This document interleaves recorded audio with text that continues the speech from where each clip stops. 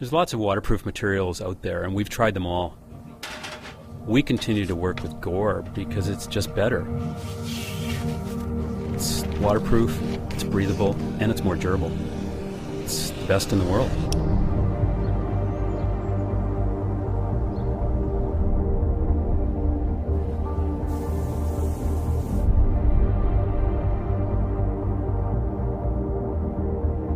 Gore is a raw material supplier of what is called a finished laminate. Majority of them are 3-layer laminates, which would have a face textile, a backer technology, and a membrane that's glued together, in essence. That membrane is made out of polytetrafluoroethylene. An easier term to use for that is Teflon.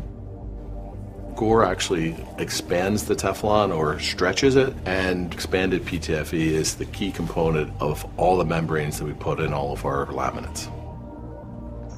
ETPFE allows body moisture to get through the garment, yet it won't allow water molecules to penetrate it, which keeps it 100% waterproof. So you can move your body moisture away while completely dry from the outside elements.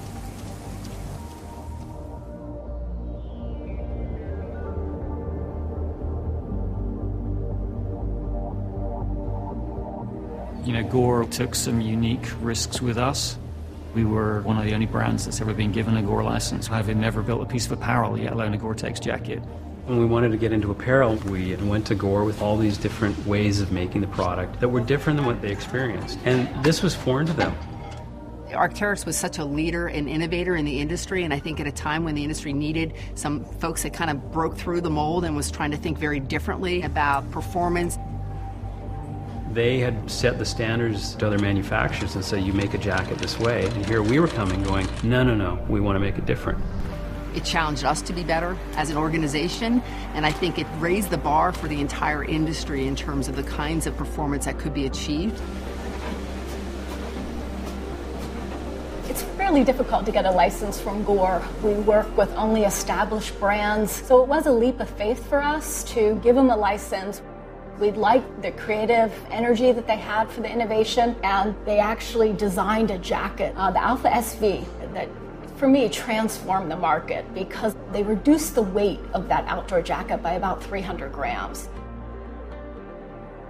Many of the advancements that we've made have gone to Gore, and they've studied them, and then they've come across new ways of making that and come back to us and said, well, here's a material now that, because of what we learned here, is fundamentally better than what we had before.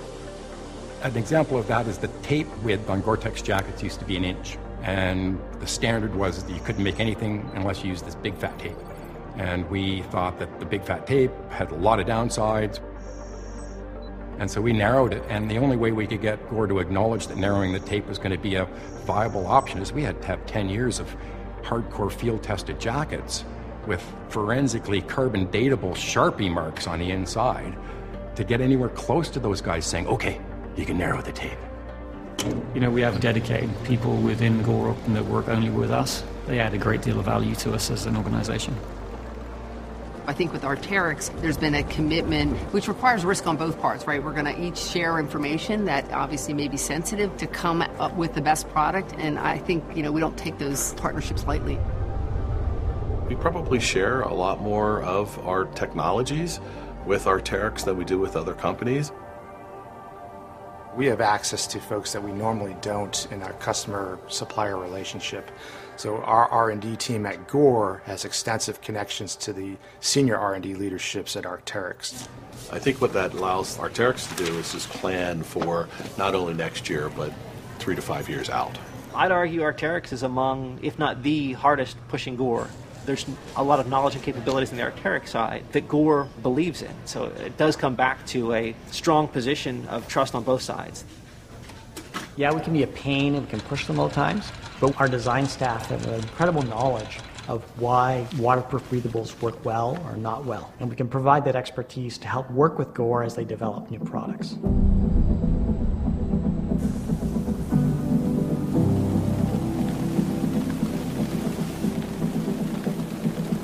Gore-Tex garments and Arc'teryx garments can end up climbing Mount Everest, or they can end up walking in New York City.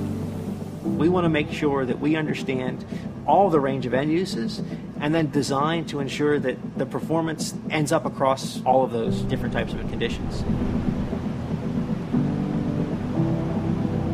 So what we can do uniquely is that we can understand, measure, and predict comfort across a range of scenarios. In order to do that, you need a range and a very rigorous garment level analysis, and that's what we can provide fairly uniquely here. Once we do our tests, Arc'teryx will get that garment into the mountains. Arc'teryx is based in the coast mountains, which is wet and cold, and these products are tested right in the wilderness, and we get really fast feedback from users on how to make them better and continue innovation for the future.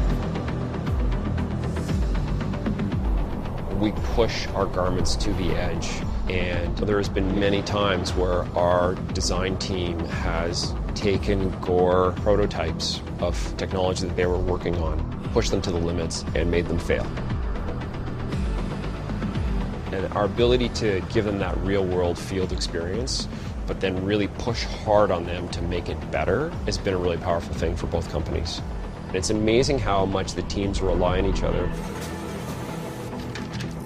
I don't think we could extricate Gore from Arc'teryx or vice versa. I think we're totally tied at the hip. From a Gore and Arc relationship, they are two companies going after the same thing. If you don't do one well, the other one can't survive. I want to make sure that we're putting our best materials in the best garment designs possible. You can take a great material and put it into a terribly designed garment, and you don't get any of the benefits of that material. There's a really deep mutual respect and trust there, and we're really proud, and it's an amazing partnership.